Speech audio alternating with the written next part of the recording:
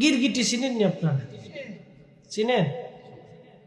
এটা মানুষ দেখলে দেখবেন গলার ভিতরে লাল লাল হয়ে আসে,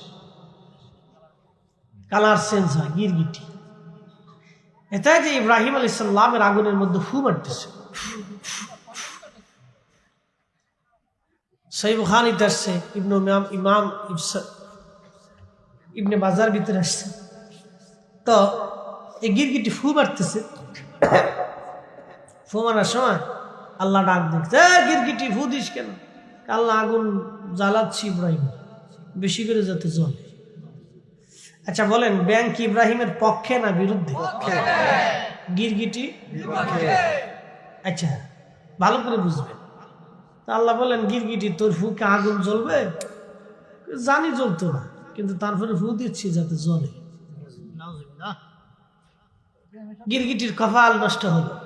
আল্লাহ রাসূল বলেন, আমার উম্মত যতদিন হায়াত থাকবে ওরে ফাইলে বাটাম চালান দিবা। একসাথে বলবেন আল্লাহু আকবার। ওরে ফাইলে কি চালান হবে? বাটাম চালান, বুঝছেন? এমনি লাঠি চালান হবে। যেখানে পাবা সেখানে লাঠি চালান হবে। আচ্ছা বলেন, ভুল করছে কয় গিরগিটি? শাস্তি পাবে সব বংশধর, সব বংশ। আমাদের দেশেও গিরগিটি আছে, মানুষ রূপেও গিরগিটি আছে। বলে হুজুর এটা কেমন? যারা বলে রসুলের আব্বা আম্মা দুইজন কাফের ছিল, তারা জাহান্নামে চলে গেছে, ওরা মানব রূপী গিরগিটি। কথা বলে ঠিক কিনা? হ্যাঁ, হাত উঁচা করে বলে ঠিক কিনা? নারে রিসালাত, নারে গাউসিয়া, আহলে সুন্নাত ওয়াল জামাত, মাসলাকে আলা হযরত। গিরগিটি আসেনি দেশে? মানব রূপেও গিরগিটি আছে। High high. আচ্ছা আপনারা যদি আমরা এসে বলেন, ফরিদ হুজুর আপনার বাপে গরু চোর, একজন এসে যদি কথা কন, আপনারা আমি ধরে নিয়ে চা খাওয়াবো, তারপরে আমি বলবো, ভাই রে তুমি আমার বাপের গরু চোর বানাইছো, কত আমার দোস্ত, তুমি আমার প্রিয় বন্ধু, আসো তোমার বিরিয়ানি খাওয়াই। কি কথা কন না কেন? আপনার মাকে কেউ যদি গালি দেয়, কোন ছেলে মার এই গালি সহ্য করতে পারে না। কথা ঠিক কিনা? আপনি বুঝছেন কোথায় হাত দিছে? রাসূলের আব্বা আম্মা কাফের, জাহান্নামী, এই কথা কোন উম্মত বলিয়া বেহেশত পাওয়ার আশা করে আমার বুঝে আসে না, বুঝে আসে না বাপ। এই জন্য হুব্বে রাসূল আলাদা জিনিস। কথা ঠিক কিনা? হুব্বে রাসূল আলাদা সাবজেক্ট। হাজিরিন, যারা বলেন আল্লাহর নবীর পিতামাতা জাহান্নামী, জাহান্নামী, তারা কাফের ছিল। এরা কারা? আমাদের দেশে একদল আছে যারা বুকে হাত বেঁধে নামাজ পড়ে। আছে না নি ভাই? আছে। আমাদের দেশের শিক্ষিত মানুষ মনে করে যে খুব ভালো জিনিস পেয়েছি আমরা, ভালো ব্র্যান্ডের মাল পেয়েছি। খুব উপরে চকচক চকচক করে দেখবেন, উপরে দারুণ চকচক। এদের হুজুরদের চেহারা চকচক করে, দারুণ চকচক করে, জুব্বা চকচক করে, তাদের মাথার উপরে যে এটা ঘুমটি থাকে এটা খুব চকচক করে। হ্যাঁ, খুব চকচক। দাড়ি দেখবেন চকচক, তাদের সব চেহারাও চকচক, খুব বালা, খুব চকচক, খুব ব্র্যান্ডের মাল পাইছে। আমরা মনে করি যে খুব ব্র্যান্ডের মাল পাইছে, খালি খুব আমরা সৈয়দিস মানি, আর কিচ্ছু মানি না।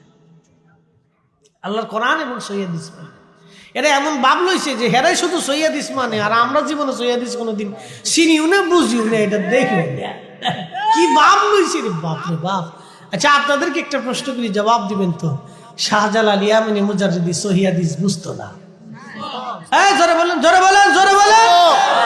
উনি মনে হয় কোরআন বুঝতো না, নাকি বলেন? না বুঝতে দেশে আইছি। হ্যাঁ, আমাদের ব্র্যান্ডের মাল হচ্ছে অরিজিনাল। সিএসএস বিএসআরএস যা আছে সব ক্লিয়ার। এটা 1450 বছর। কথা বলেন ঠিক না বেশি? এটা অরিজিনাল, ডুপ্লিকেটটার দরকার নাই। এটা চকচক করে, বাইরে চকচক, ভিতরে পকপক।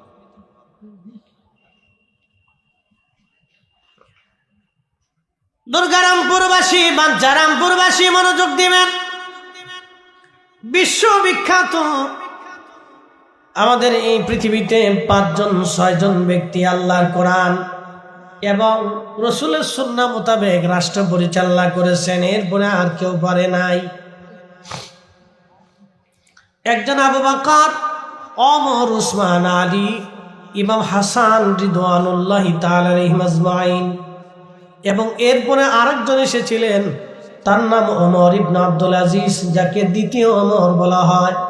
ইসলামের প্রথম মুজাদ্দিদ, পরিপূর্ণ আল্লাহর আইন এবং রসুলের সুন্নাহ ভিত্তিক তামাম পৃথিবীর রাষ্ট্র পরিচালনা করেছিলেন। এরপরে আর কোনো মা সন্তান জন্ম দিতে পারে নাই, কোনো রাষ্ট্রপ্রধান পরিপূর্ণভাবে আল্লাহর কোরআন রসুলের সুন্নাহ মোতাবেক রাষ্ট্র পরিচালনা করতে পারে নাই। এরপরে আর কেউ পারে না। বলে হুজুর এটা কি করে সম্ভব, আমি আপনাদেরকে বুঝাই। যদি বলেন বর্তমান সৌদি আরব ইসলামিক রাষ্ট্র আছে না, আমি বলবো হ্যাঁ আছে। এখন আপনাদেরকে প্রশ্ন করে, আমার দিকে তাকান, প্রশ্ন করি, জবাব দিবেন তো। সৌদি আরব কি বিশ্ব ব্যাংকের আওতার ভিতরে না আওতার বাইরে? যদি বলেন না, একসাথে বলেন। তাদের ব্যবসা বাণিজ্য, লেনদেন, বিনিয়োগ, আমদানি রপ্তানি, তেল বিক্রি, এই সব অস্ত্র শস্ত্র কেনা বেচা, এটা সেটা, সারা পৃথিবীর অর্থনীতির পরিসংখ্যান, তারা কি বিশ্ব ব্যাংকের আওতার ভিতরে না বাইরে? তাহলে বিশ্ব ব্যাংক কি সুদ মুক্ত না সুদ যুক্ত? তাহলে সুদ যুক্ত যদি হয়ে থাকে তাহলে সৌদি আরবে এটা মুক্ত না। আপনি ঠিক বললেও ঠিক, না ঠিক বললেও ঠিক, এটাই ঠিক। যদি বলেন এটা ছাড়া আমরা দেশ চালাবো, তাহলে বেগুন আপনাকে 1000 টাকা কেজি খাইতে হবে, পারবেন না, দুর্ভিক্ষ হবে বাংলাদেশে। বলে কারণ কি? ইন্ডিয়া বর্ডার ক্লোজ করে দিবে, চীন আমদানি রপ্তানি বন্ধ করবে, রাশিয়া তেল দিবে না, সৌদি আরব থেকে তেল মিল কিছু আসবে না, আমেরিকা থেকে পোশাক আশাক কিছু নেবে না, আমদানি রপ্তানি টোটাল বন্ধ। পরে দেখবেন যে চাইলেও নাই, ভাতও নাই, কিছুই নাই, দুর্ভিক্ষ লেগে গেছে। সোজা বাংলা হিসাব, বাকি ঝুঁকি রাখি নেই কিছু। অতএব লেনদেন সারা পৃথিবীর সাথে সংযোগ রাখতে হবে। ইন্ডিয়া থেকে শুরু করে পৃথিবীর সব দেশের সাথে সুসম্পর্ক রাখতেই হবে আপনাকে। ব্যবসা বাণিজ্য করতে হলে, দেশের উন্নয়ন করতে হলে কোনো দেশের সাথে আপনি ঝগড়া বাঁধাইতে পারবেন না, সুসম্পর্ক রাখতেই হবে, এর কোনো বিকল্প নাই। তো মনোযোগ দিয়ে, এই জন্য বলতেছি যে খোলাফায়ে রাশিদ যেইভাবে পরিচালনা করেছিলেন, আর কারো পক্ষে এটা সম্ভব হয় নাই। কথা বলেন ঠিক না বেঠে? কেউ পারেন। আর আরেকজন করবে, সে কে? ইমাম মাহদী। একসাথে বলা যাবে আল্লাহু আকবার। প্রিয় উপস্থিতি, খুব মনোযোগ দিবেন। আমাকে বলা হয়েছে হুজুর ইমাম হাসান হুসাইনের জীবনী নিয়ে কিছু কথা বলার জন্য, শুনে যাবেন। আজ প্রিয় নবীজি ইন্তেকাল করবেন ঠিক এমন সময় ফাতিমাতুজ জাহরা রাদিয়াল্লাহু আনহা বসে বসে কাঁদতেছিলেন। আল্লাহর নবী ফাতিমাকে ডাক দিয়ে বললেন, কন্যা আমার, মেয়ে আমার, তুমি চোখের পানি মুছে দাও রে ফাতেমা। আমরা আহলে বায়াত, আল্লাহ আমাদেরকে কি পরিমাণে সম্মান দিছে জানো নি রে ফাতেমা? ফাতেমা রে, তোমার বাবার মতো সম্মানিত সারা সৃষ্টি জগতের মধ্যে আর কেউ নাই। তোমার আব্বাকে আল্লাহ হাবিবুল্লাহ বানিয়েছেন, সর্বোচ্চ মাকামে মাহমুদের সম্মান তোমার বাবাকে দিয়েছেন। একবার জোরে বলা যাবে কি মারহাবা? শ্রেষ্ঠ নবী দিলাম রে তরিয়ে নিতে রোজা হাসরে, পথ না ভুলি তাই তো দিলে, পথ না ভুলি তাই তো দিলে, পাক কুরআনের বাণী খুদা তোমার মেঘের বাণী। সুন্দর ফল, সুন্দর ফল, মিঠা নদীর পানি, খুদা তোমার মেঘের বাণী।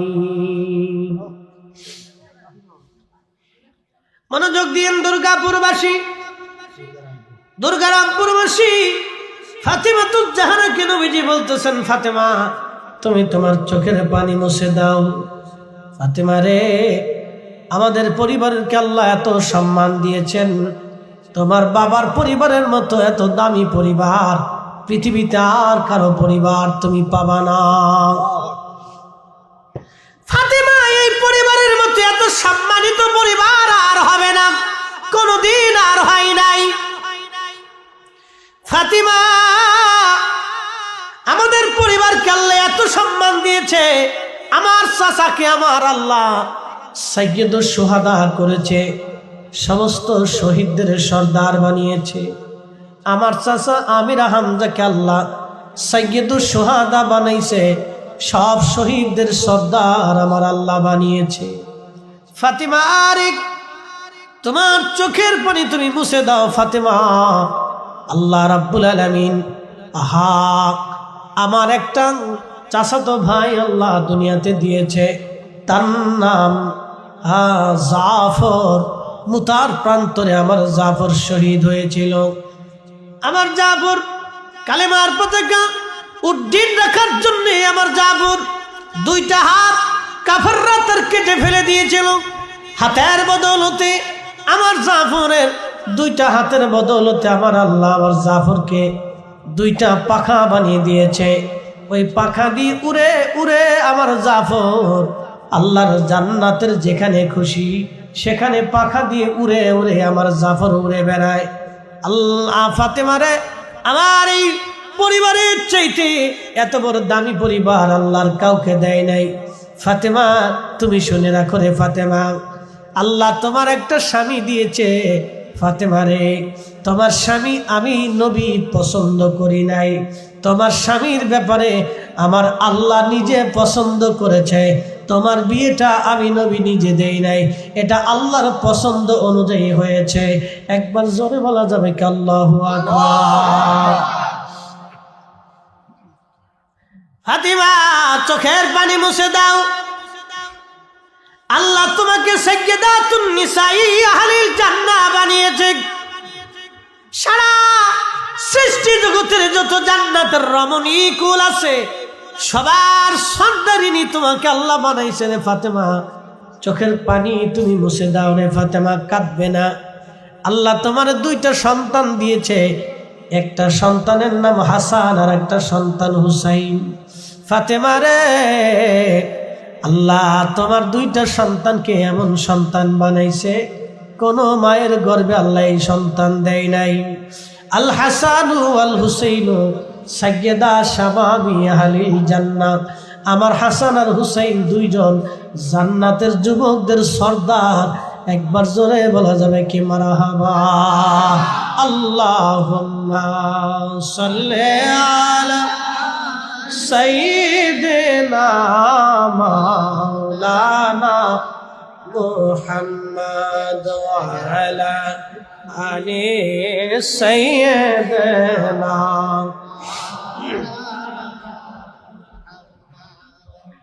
কষ্ট হচ্ছে না আপনাদের? নবীজি বললেন ফাতেমা চোখের পানি মুছে ফেলে দাও। তোমাকে আর একটা সুসংবাদ দিচ্ছি ফাতেমা রে, তোমার হাসান হুসাইনের নসলে, হাসান হুসাইনের নসলে রক্তে আল্লাহ কিয়ামতের আগে একটা সন্তান আবার দুনিয়াতে পাঠাবে। তার নাম হবে মুহাম্মদ, বাবার নাম হবে আব্দুল্লাহ, তার পরিচয় হবে ইমাম মাহাদি নামে। ও ফাতেমা শুনে নাও, তুমি আজ আমি খোদার জমিনে যেইভাবে কালেমা প্রতিষ্ঠিত করেছি, যেইভাবে রাষ্ট্র পরিচালনা করেছি, আমার মাহাদি একই নিয়ম অনুযায়ী খোদার জমিনে খোদার দিন প্রতিষ্ঠিত করবে এবং ওইভাবেই রাষ্ট্র পরিচালনা করবে। একসাথে বলা যাবে কি আল্লাহু আকবার। বুঝতে কি কোনো অসুবিধা? খুব মনোযোগ দিয়ে আল্লাহর হাবিব ডাক দিয়ে বলতেছে ফাতিমা চোখের পানি মুছে ফেলাও। তোমার হাসান আর হুসাইনের নসলে রক্ত দ্বারা অনুযায়ী মাহাদি দুনিয়াতে আসবে।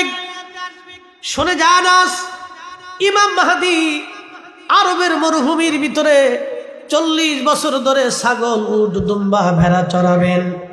দুনিয়ার মানুষ তারে চিনতে পারবে না। সে যে ইমাম মাহাদি দুনিয়ার মানুষ তাকে চিনবে না। 40 বছর ধরে তিনি ভেড়া উট দুম্বা ছাগল চড়াবে। দুনিয়ার কোনো মক্তবে কোন মাদ্রাসায়, কোন ইউনিভার্সিটি, কোন কলেজ, কোন বিদ্যালয়ে একটা অক্ষর ইমাম মাহদী কারো কাছ থেকে শিখবে না। আল্লাহ নবী বললেন 40 বছর যেই দিন পূর্ণতা পাবেন, সূর্য ডুবে যাবে, রাত্রিবেলা ইমাম মাহদীর কলিজার ভিতরে, কালবের মধ্যে আমার আল্লাহ পৃথিবীর সব বিদ্যা ইমাম মাহদীর কালবের ভিতরে আল্লাহ দিয়ে দিবে। উলুমুল হাদিস, উলুমুল ফিকহ, উলুমুত তাফসীর, আল্লাহ যুদ্ধবিদ্যা, দার্শনিকতা, রাষ্ট্র পরিচালনা, সমস্ত বিদ্যা আল্লাহ ইমাম মাহদীর কালবের ভিতরে আল্লাহ দিয়ে দিবে। একটা কথা এখান থেকে বুঝে যাবেন, এক রাতে সব বিদ্যা আল্লাহ তাকে দিবে। যদি মাহদীকে এক রাতে সব বিদ্যা আল্লাহ দিয়ে দেন, তাহলে আপনারা বলেন তো আমার রসুলের বিদ্যা কেমন বিদ্যা ছিল, আমার নবীর এলেম কেমন এলেম ছিল। আজকে ওরা কারা যারা আমার রসুলের এলেম নিয়ে প্রশ্ন তুলে 1000 বছর ইবাদত হবে, জান্নাত হবে না? কথা বলেন ঠিক কিনা?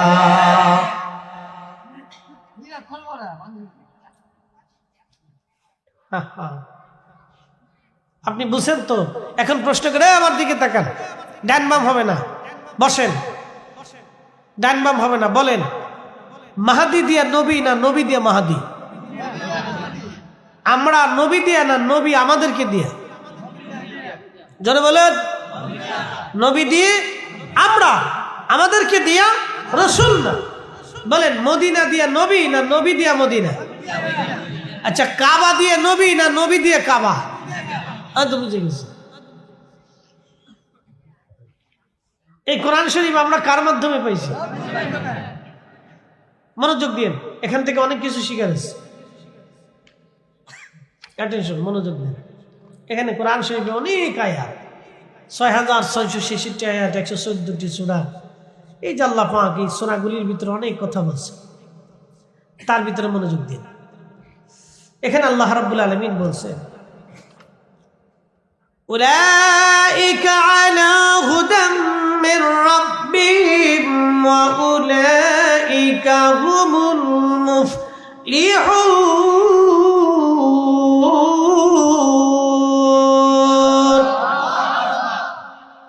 একটা লোক উঠবেন না, উঠলে আমি মামলা করব, আল্লাহর সারা দেওয়া যাবে না।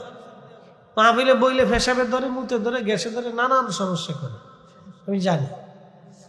একটা লোক উঠবে না, উঠলে এক আঙ্গুল উঁচা করবে, তাহলে বুঝবে আপনার ফেসাবে ধরছে। আর যদি একসাথে দোনোটা নিম্ন চাপ আসে, তাহলে 2 আঙ্গুল উঁচা করবে, তাহলে বুঝবো যে নিম্ন চাপ 2টা এক লগে ধাক্কা দিচ্ছে। বুঝছেন? লাড়া সারা দেওয়া যাবে। আমি বলছি, আগে বলছি সারা রাত্র করবো না, কারণ তাবারক না থাকলে পাবলিক লাস্টে চিন্তা করে যেহেতু প্রধান অতিথি নাই তো যাই গিয়ে। এটা আমাদের এক ধরনের চেতনা হয়ে গেছে। মোনাজাত পর্যন্ত থাকতে পারবো না, কথা বলেন না, মোনাজাত পর্যন্ত থাকতে পারবো না। একসাথে বলি না আল্লাহু আকবার। বসেন, আপনি যদি নাও থাকেন তাও মোনাজাত হবে। কিন্তু শোনেন, আপনার মা কবরে প্রতীক্ষায় বসে আছে, আপনার বাবা কবরে প্রতীক্ষায় বসে আছে, সন্তান বুঝে আমার জন্য দোয়া করবে। কিন্তু নাফরমান সন্তান দোয়া না করেই চলে যায়। আর এক প্রকার নাফরমান আছে তো দোয়া মানেই না। কি কথা কর না কেন? এক প্রকার আছে দোয়া বাদই দিয়ে দিছে, ও মানেই না, ও বেনামাজি। শোনেন, বেনামাজি সে এই 10 বছর যদি নামাজ না পড়ে, তাহলে 11 বছরের মাথায় পড়ানোর সম্ভাবনা থাকে। বলে কারণ কি? ও বেনামাজি, পড়ে না, বিভিন্ন আলসেমির কারণে, শয়তানের কারণে, এটার কারণে, সেটার কারণে পড়ে না। বুঝাই সুঝাই ধরে পড়লে পড়ানো যায়, কিন্তু যে নামাজ মানেই না তারা আপনি জোর করেও পড়াইতে পারবেন না। কি কথা ঠিক কিনা? যে দোয়া আলসেমির কারণে করে না, তারে টুকটাক কম বেশি একটু করানো যাবে। আর যে দোয়া মানে না, ও মরার আগ দিন পর্যন্ত দোয়া করে না। কি কথা কোন ঠিক কিনা? এই জন্য যে মানে না তার সাথে আমাদের যুদ্ধ, যে মানে না তার সাথে যুদ্ধ। উলাইকা আলা হুদাম মির রাব্বিহিম ওয়া উলাইকা হুমুল মুফলিহুন।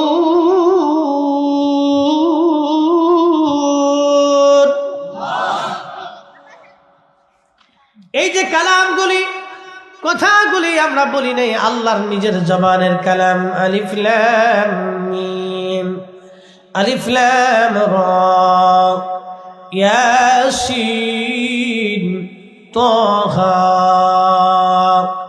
নুন কাফ হা ইয়া আইন সাদ। এইরকম যতগুলি হারফে মুকাত্তা আছে, বিচ্ছিন্ন হরফগুলি সব আল্লাহ তার রাসূল কারীমের কলবের মধ্যে নিক্ষেপ করলেন। এখন আপনাদেরকে বলি, জবাব দিবেন। যখন কোরআন শরীফ নবীজির কলবে আসলো, কোন রাস্তা দিয়ে আসছে দেখা যায় নাই, কে পাঠাইলো তাকেও দেখা যায় নাই।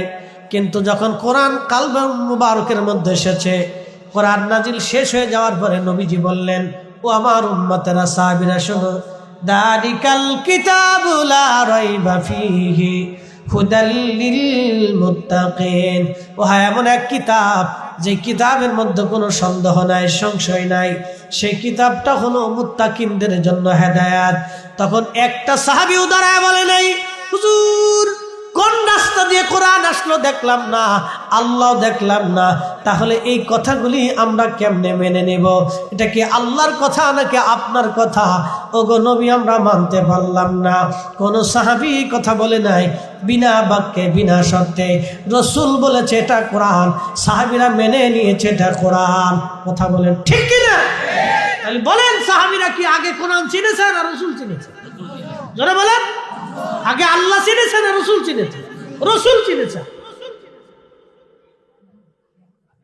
কোন পাহাড় দেখে, পর্বত দেখে, কারো চেহারা দেখে সাহাবা ইকরাম আল্লাহ চিনে নাই, আল্লাহ চিনেছে রাসূল দেখে, আখিরাত বুঝেছে রাসূল দেখে। এই কোরআনে আল্লাহ ওয়াজ করছেন না? কষ্ট হইতেছে আপনাদের? বুঝে যান, 2 মিনিটই বুঝে যান।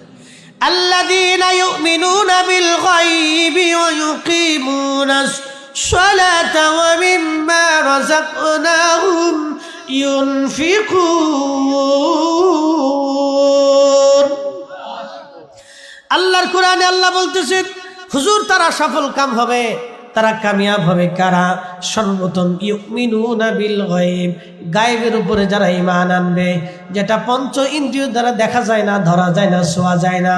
যেমন আগামীকাল কি হবে আমরা জানি না, কবরে কি হবে আমরা দেখি না, হাসরে কি হবে আমরা দেখি নাই, আল্লাহ আছে আমরা দেখি নাই, ফেরেশতা আছে দেখি নাই, কেরামান কাতিবিন আছে দেখি নাই, ফেরেশতা মুনকার নেকির কবরে আসবে দেখি নাই, আজরাইল আসছে দেখা যায় না, জিবরাইল আসছে দেখা যায় না, কোরআন কোন রাস্তা দিয়ে আসলো দেখা গেল না।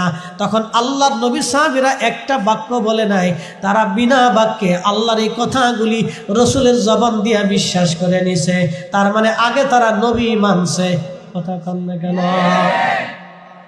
আগে কারে মানছে? রাসূল মানছে। জোরে বলেন, কাকে মানছে? রাসূল মানছে।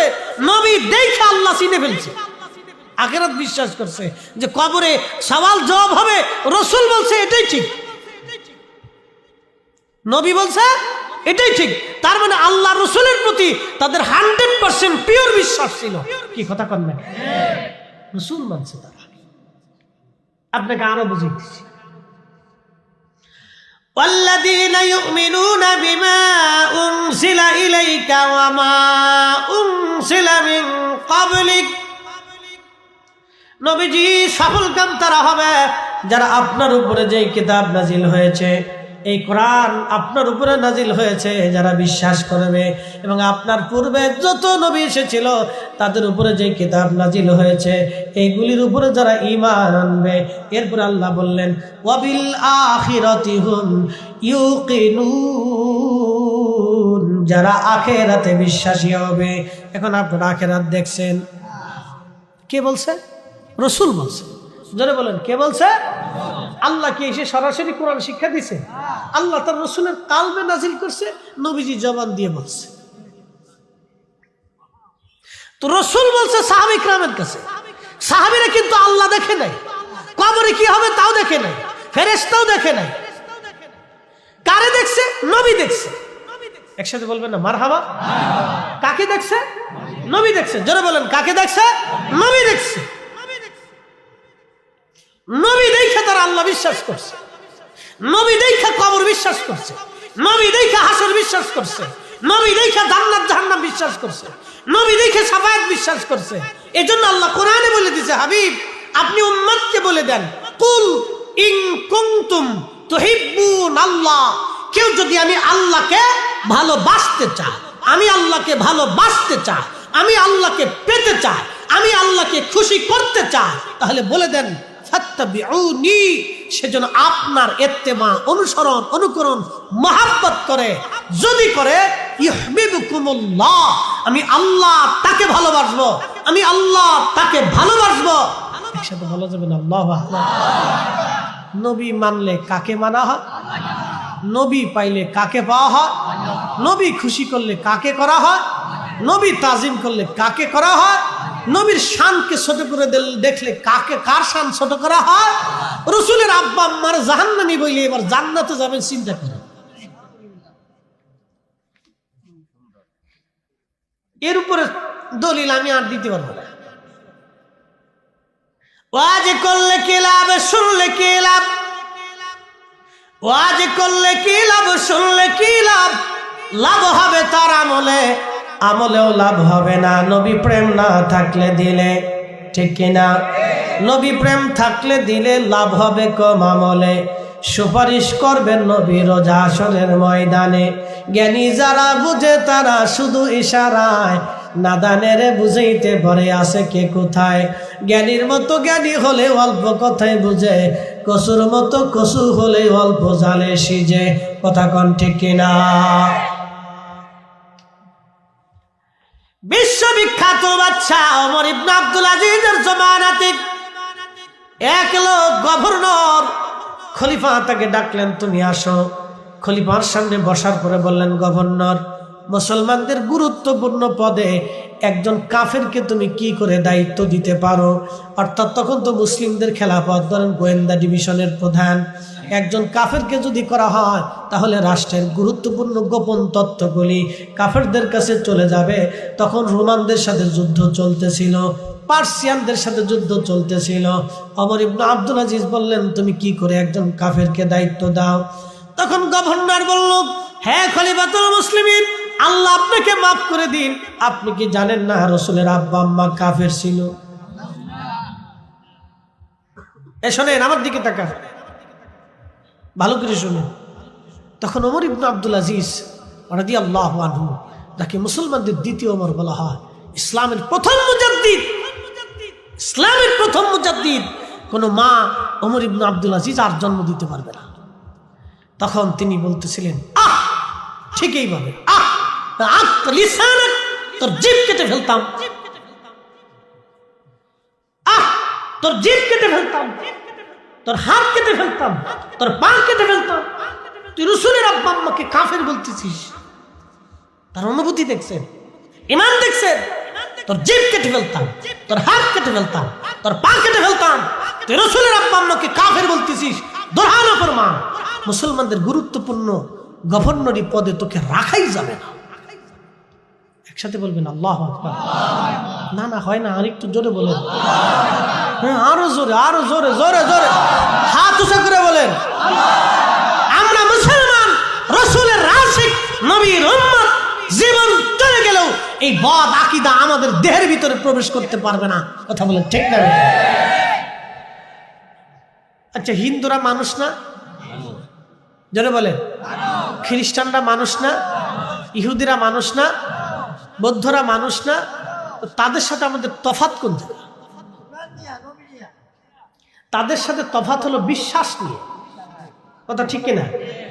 হিন্দু যারা আছে সনাতন ধর্মের, তাদের বিশ্বাস হলো এই মাছের দেবতা আছে, গাছের দেবতা আছে, আধারের দেবতা আছে, আলোর দেবতা আছে, তারপরে খাবারের দেবতা আছে, বিদ্যার দেবতা আছে। এই জন্য তারা সরস্বতীর পূজা করে, গণেশের পূজা করে, তারপরে কালীর পূজা করে, মা দুর্গার পূজা করে, এরপরে শিবের পূজা করে, আরো বিভিন্ন প্রতিমা, বিভিন্ন ভগবানের নামে তারা বানিয়ে পূজা করতেছে। এটা তাদের ধর্মের বিশ্বাস। কিন্তু এই বিশ্বাস কি আমাদের আছে? তারা মানুষ, তারা ব্যবসা করে, তারা খায়, তাদের বাচ্চা কাচ্চা হয়, তারা মানুষ, লেখাপড়া করে, একই স্কুলে, একই বিদ্যালয়ে, একই বাজারে আমরা একসাথে ব্যবসা করতেছি। কথা বলে ঠিক কিনা? একই খাবার তারা খায়, আমরা যেই খাই হেরাও সেই খায়, আমরা যেই বেগুন ভর্তা এও বেগুন ভর্তা, আমরা যে আলু ভর্তা সে আলু ভর্তা। তো তার সাথে আমার ডিফারেন্স হচ্ছে বিশ্বাসগত। খ্রিস্টানদের সাথে আমাদের একই ব্যবসা বাণিজ্য, লেনদেন, উঠা বসা, চলাফেরা, বাণিজ্য, লেনদেন, আমদানি রপ্তানি সব ঠিক আছে, কিন্তু তার পার্থক্য হচ্ছে শুধু বিশ্বাসগত। বলে কি, গড আছে, গডের বউ আছে এবং বাচ্চা আছে। তাদের বিশ্বাস আল্লাহ ঠিক আছে, কিন্তু আল্লাহর বউ আছে, আল্লাহর গোলাবাগ্য আছে। আমরা মুসলমানদের বিশ্বাস আল্লাহর কোন স্ত্রী পুত্র পরিজন কিচ্ছু নাই, আল্লাহ এক। যারা বলেন আল্লাহ কয়জন? একসাথে বলেন কয়জন? কুল হু আল্লাহু আহাদ আল্লাহুস সামাদ। আল্লাহ কারো মুখাপেক কিনা, আল্লাহ এক। এই জন্য লামাযহাবীদের সাথে আমাদের তফাৎ হচ্ছে, নাজদীদের সাথে আমাদের তফাৎ হচ্ছে বিশ্বাসগত, আকীদাগত। কথা বলেন ঠিক কিনা? অনেক গুরুত্ব। তারা কোথায় হাত দিছে দেখছেন? আল্লাহ রসুলের কলিজার ভিতরে হাত দিছে, রসুলের মহান ইজ্জতের চাদরে পাগড়িতে হাত দিছে। আচ্ছা, আমি রাস্তা দিয়ে যাওয়ার সময় আপনার যদি পাগড়ি টেনে ফেলে দেন, আমি রাস্তা দিয়ে যাচ্ছি, তো আপনারা পিছন দিক থেকে সাহায্য যায় হুজুরের পাগড়িটা টাইনে ধরে ফেলে দিচ্ছে, তাহলে আমাকে কি সম্মান করলেন না অপমান করলেন? অপমান হলাম না? তো আল্লাহ রসুলের ইজ্জতের চাদর টেনে টেনে আপনি আল্লাহকে খুশি করতে চান নাকি? এত বলদ মুসলমান কি করে হয়? এই পুরা কোরআনটা আমরা যার কালবের মাধ্যমে পাইছি। আল্লাহু আকবার। প্রত্যেকটা সাহাবী রসুল দেখে আল্লাহ চিনেছে। কি কথা বল না কেন? রসুল দেখে আল্লাহ চিনেছে। আচ্ছা বলেন, এখন আসেন, ইয়াজিদের সাথে আমাদের দ্বন্দ্ব কোথায়? জমি নিয়ে, টাকা পয়সা নিয়ে। তো ইয়াজিদ আল্লাহ মানে আমরাও মানি, ইয়াজিদ কোরআন মানে আমরাও মানি, ইয়াজিদ নবী মানে আমরা মানি, কিন্তু ইয়াজিদের সাথে আমাদের তফাৎ হচ্ছে ইমাম হুসাইনকে মোহাব্বত নিয়ে। কথা বলেন ঠিক কিনা? ইয়াজিদের সাথে আমাদের তফাৎ ইমাম হুসাইনের মোহাব্বত নিয়ে। আমরা শুধু আল্লাহ রসুলকে মোহাব্বত করি না, তার প্রত্যেকটা অঙ্গ প্রত্যঙ্গ, এবং কি নবীজির চুল মোবারক, দাড়ি মোবারক, নখ মোবারক, চাদর মোবারক, এমনকি আল্লাহর হাবিবের পবিত্র পাগড়ি মোবারকের একটা সুতা মোবারককে আমরা সম্মান করি। কথা বলেন ঠিক কিনা? বন্ধু আমার, এটা যদি হয় আমাদের বিশ্বাস, আমাদের ভালোবাসা, তাহলে ইমাম হুসাইন রাদিয়াল্লাহু আনহুকে আমরা ভালোবাসি। বাবাজি, ইমাম হুসাইনকে মোহাব্বতকে কেন্দ্র করে ইয়াজিদের সাথে আমাদের দ্বন্দ্ব হলো। পুরা পৃথিবীর সব আলেমরা ইয়াজিদকে লানত দিল, লানাতুল্লাহি আলাইহি, তার উপরে আল্লাহর পক্ষ থেকে লানত আসবে। কিন্তু আমাদের অপোজিট একদল মুসলমান, তারাও কোরআন পড়ে, হাদিস পড়ে এবং বিদ্যা শিখে, তারা বলতেছে ইয়াজিদু রহমাতুল্লাহি আলাইহি। জোরে বলা যাবে কি নাউজুবিল্লাহ? এখানে ইমানের ব্যাপার, এখানে মহব্বতের ব্যাপার। কেউ যদি রসুল ভালোবাসে, সে হুসাইনকে ভালোবাসবে। কেউ যদি বলে আমি আল্লাহ মানি, তাহলে হুসাইনকে মানতে হবে। ইয়াজিদের সাথে আমাদের দ্বন্দ্ব হলো একখানে, সেখানটা সে ইমাম হুসাইনকে দুশ্মনী করলো, কষ্ট দিল, হত্যা করলো, শহীদ করলো, তার পরিবারকে লাঞ্ছনা করলো, বঞ্চিত করলো। কিন্তু এই কথা শোনার পরে আমাদের অন্তরে বারবার ব্যথা করতে লাগলো। আল্লাহর কোরআন, যাদের সম্পর্কে কোরআন আমার আল্লাহ বলে দিলেন, ইন্নামা ইউরিদুল্লাহু লিইউযহিবা আনকুমুর রিজসা আহলাল বাইতি ওয়া ইউতাহহিরাকুম তাতহীরা। সাচ্চে মুসলমান ওরা, নবী মুসলমান, সাচ্চে মুসলমান ওরা, নবী মুসলমান।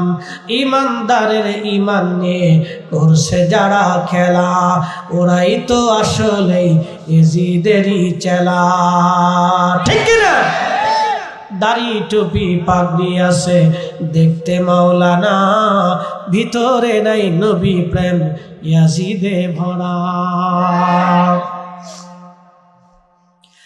আহলে বাইতে রাসূল ইমাম হুসাইনের পবিত্র মাথা মোবারক কেটে নিয়ে চলে যাওয়া হলো কুফার গভর্নর হাউসে। শুনে যাবে না, গভর্নর হাউস থেকে নিয়ে যাওয়া হলো কুফার সেন্ট্রাল মসজিদে।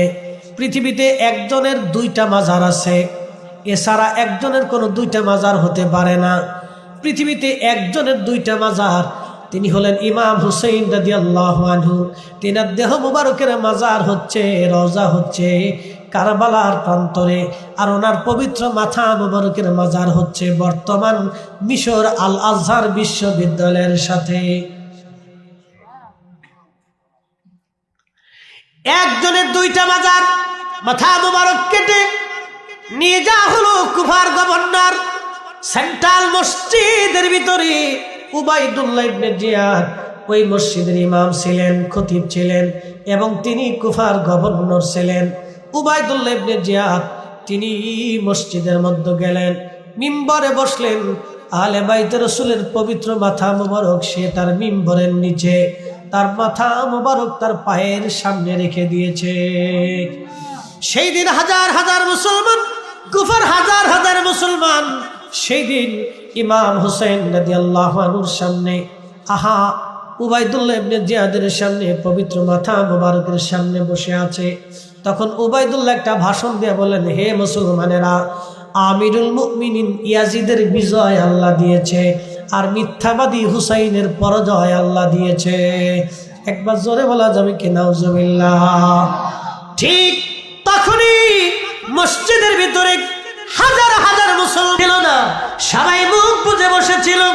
কিন্তু মসজিদের কোনায় একজন আশিক রাসূল তিনি দাঁড়িয়ে গেলেন। তার নাম আব্দুল্লাহ ইবনে আফিফ, তার নাম ইবনে আফিফ। তিনি অন্ধ ছিলেন। মসজিদের কোনায় দাঁড়িয়ে ডাক দিয়ে বললেন, হে মারজানার ছেলে, হে মারজানার ছেলে, হে মারজানার ছেলে, আজ তুই কাকে কাকে মিথ্যাবাদী বলিস? তিনি আমার রসুলের আওলাদ, আহলে বাইতে রাসূল, আহলে বাইতে রাসূল, তিনি আমার নবীর আওলাদ। আর তুই আমিরুল মুমিনিন কাকে বলেছিস? আমার রসুলের দুশমনকে আমিরুল মুমিনিন বানাইয়া আমার নবীর আওলাদকে আজ মিথ্যাবাদী বলেছিস। এ মারজানার ছেলে, আল্লাহর কসম করে বলি, আমি ইবনে আফিফের চোখ যদি ভালো থাকতো, আমি যদি অন্ধ না হতাম, আজকে এই মসজিদের মধ্যে তোকে কতল করতাম, হত্যা করতাম, প্রতিশোধ আমি নিতাম। একবার জোরে বলা যাবে কি আল্লাহু আকবার? ইয়া রাসূলুল্লাহ। কষ্ট হচ্ছে আপনাদের, বুঝতে আসলে না? বলেন তো মুসলমান কয়জনের মসজিদে?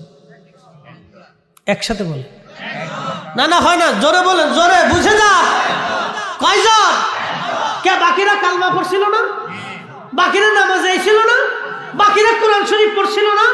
বাকিরা হজ যাকাত এই নামাজ রোজা জিকির ফিকির করছিল না? তাহলে একজন কেন বলতেছি? আপনাকে বুঝে যেতে হবে। আপনার দিল সাক্ষী দিচ্ছে মুসলমান ছিল একজন, আপনার দিল অটোমেটিক সাক্ষী দিচ্ছে ওখানে একজন ছিল। এই সাক্ষীটাই হচ্ছে হুব্বে রাসূল, ইমাম হুসাইনের মহব্বত। কথা বলেন ঠিক কিনা?